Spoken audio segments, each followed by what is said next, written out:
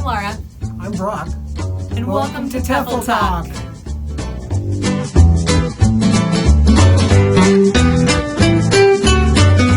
Welcome back to TEFL Talk, Home Edition.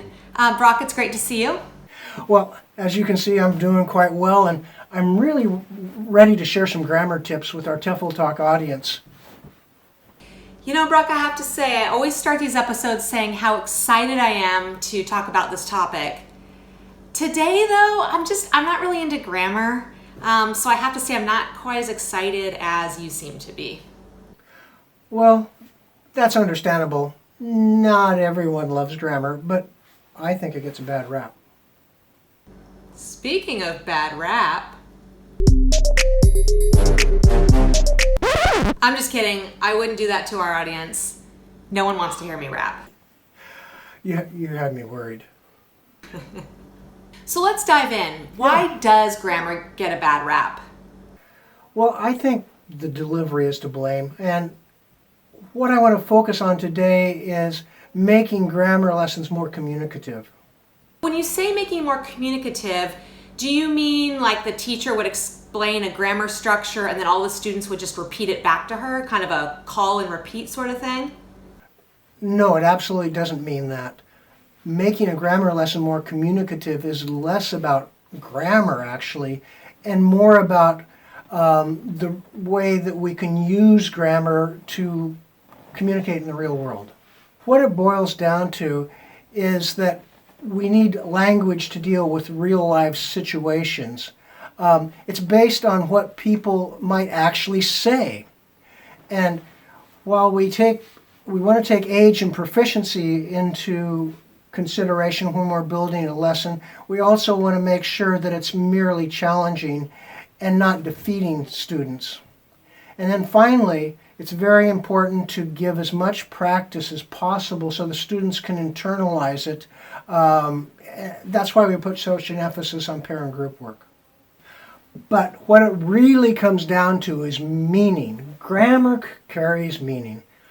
If I say, I study English, I'm talking about who I am. I'm talking about facts. I'm talking about the here and now.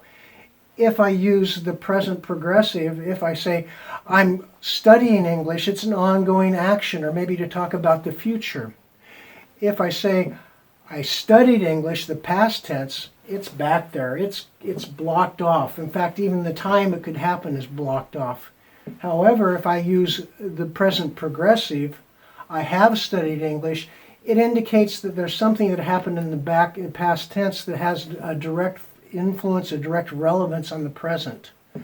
And then finally, if I say, I'll study English, that's almost more in a promise than it is about talking about time. So grammar carries meaning, and it's very important to use that communicatively.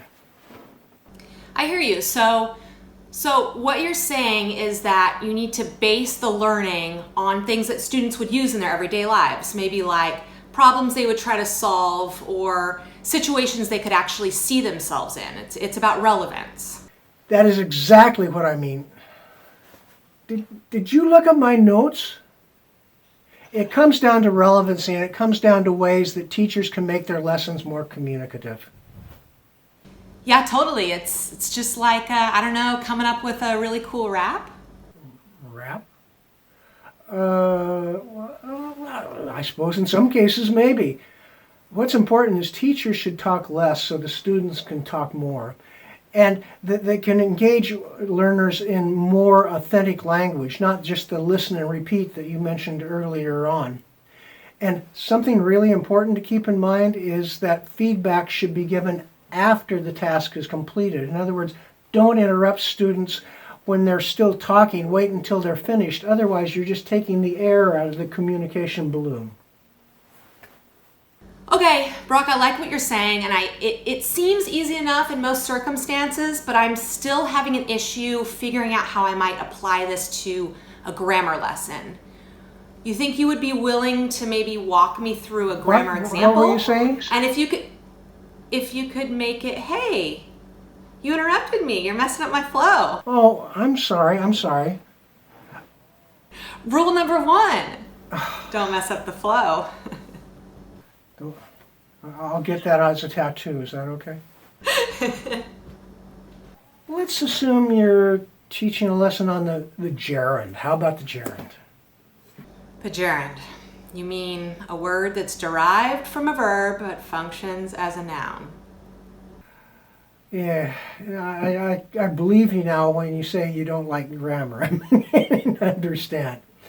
So let me show you. How about that?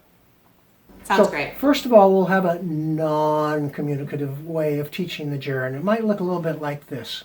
Teacher writes gerund on the board and writes underneath it the words walk, talk, and breathe. And the teacher explains that today they're going to make that verb function like a noun by putting ing at the end. Then the teacher might give the students some verbs, have them make them into gerunds, and then put them into sentences. Now, the students can do that, but they probably won't understand why or how they can use gerunds to communicate. So it's like, okay, you know about this form, but how does it solve any communication problems? So, alternately, to make this more communicative, the teacher might start engaging students by asking about things that they like to do. Okay, maybe we can practice. I'll be the student, you be the teacher? Sure. Lara, can you tell me something that you really like doing? Sure. I really like to build things. Would you say that building things is your favorite thing to do? Yeah, I would say that building things is one of my favorite things to do for sure. I mean, it makes me feel like I'm accomplishing something and I can be creative. So yeah, I think building things is one of my favorite things. Great! You're using gerunds in your communication. Back to the lesson, so then you might explain that if you want to talk about actions like they were things, that you can turn them into gerunds, just like you did when you changed to build to building. Then I would put a few examples on the board to show them how the transition from the verb to the gerund works. And then I do an activity that I've actually done with a lot of students many times. I go around this room asking students what sports do they like to do, or what activities do they enjoy doing, what hobbies. So I'll be going around to the students saying, what sport do you like? The student says, I like swimming. What sport do you like? I like running. Oh, do you like running? No, I don't like running. I like playing chess. And then that way the learners can see why this is a valuable grammar feature, and it's very communicative. You know, Brock, this is so much better than the grammar lessons that I'm used to. I don't know if I can totally say that I am as much of a grammar fan as you are, but this certainly has been a great episode for me. I would say that I like to learn from you. I might even go as far as to say that learning from you is my favorite. Oh, good job. Hey, Brock, I have to tell you something. Because I know that you love cats, we got a kitten yesterday. Oh, yeah? And we have not named it yet. But I was thinking, in honor of your love for grammar and love for cats, maybe Gerund the kitten is on the table? Little Jerry? I like that a lot. Thanks for watching TEFL Talk. If you want updates on new episodes, be sure to subscribe. Do you have a great idea for a show topic? Or maybe you just want to say hey. Either way, we would love to hear from you. Whether you're joining us from Morocco or Ecuador, Or Mozambique or Ukraine. just leave us a comment and let us know. Thank you very much.